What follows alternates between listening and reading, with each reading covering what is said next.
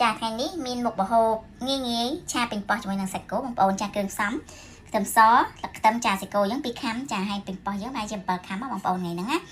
ឆាពេញប៉ោះសាច់គោនេះងាយហើយអស់លុយតិចទៀតណាបងប្អូនចាតោះហើយគ្រឿងផ្សំដូចជាអំបិលប៊ីចេងស្ករសអីចាំដល់ពេលខ្ញុំឆាខ្ញុំបង្ហាញបងប្អូនតាមក្រោយចាសាច់គោបងប្អូនហាន់ជាប្រទេសធំក៏បានទុយក៏បានតាមរបៀបបងប្អូនឆាអញ្ចឹងណាចាពេញប៉ោះដូចគ្នាដែរពេញប៉ោះបងប្អូនហាន់ជាចំណិតទុយក៏បានធំក៏បានតាម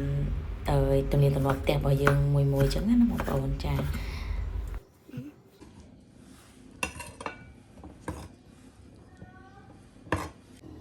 បងប្អូននេះហាន់ហើយយើងទៅមើលរបៀបឆាបងប្អូនគ្នា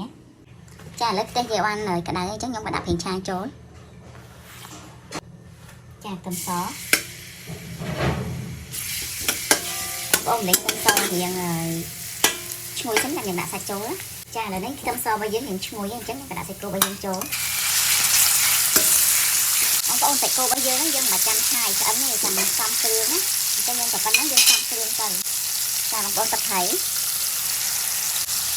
ចាទឹកស្អ៊ីវទឹកខ្នុរចាស្ករស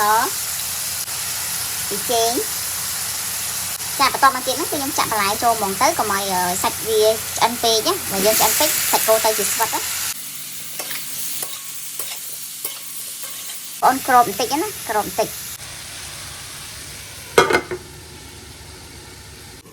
ចាបងប្អូនរៀង5នាទីអញ្ចឹងខ្ញុំក៏បើកមក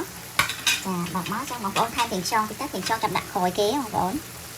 ចាហើយបងប្អូនភ្លក់ទៅតាមរសជាតិដែលបងប្អូនចង់បានដូចជាប្រៃឬក៏ផ្អែមបងប្អូនលេលោកតាមនឹងអញ្ចឹងណាហើយពេញប៉ោះមកតែអញ្ចឹងដែរបងប្អូនត្រូវការឆ្អិនពេកបងប្អូនងាស់ជាងនឹងតិចទៅតែបងប្អូនចង់បានអត់សូវឆ្អិនទេអញ្ចឹងបងប្អូនប្រភ្លើងទៅល្មមបងប្អូនប្រភ្លើងអញ្ចឹងណាចាខ្ញុំព្រោះរសជាតិសិនចាល្មមជូរអែមល្មមតែបងប្អូនត្រូវការដូចជាខ្ញុំប្រាប់បងប្អូនចឹងថាប្រៃផ្អែមអីបងប្អូនលេលោកតាមនឹងអញ្ចឹងណាចាឥឡូវហ្នឹងឆាសាច់គោពេញប៉ោះយើងបានឆ្អិនណាបងប្អូនឥឡូវនេះខ្ញុំរោយស្លឹកខ្ទឹមដែលមិនអាចខ្វះបានគឺស្លឹកខ្ទឹមហ្នឹងបងប្អូនចាឲ្យវាឈ្ងុយអញ្ចឹងណាចាឥឡូវនេះឆាពេញប៉ោះរបស់យើងបានហើយចាបងប្អូនបើនេះធ្វើសាកញ៉ាំទៅងាយហើយអស់លុយតិចទៀតហើយបើពេញចិត្តវីដេអូខ្ញុំជួយ Subscribe Channel ខ្ញុំម្នាក់មួយផងដើម្បីបានវីដេអូថ្មីជារៀងរាល់ថ្ងៃ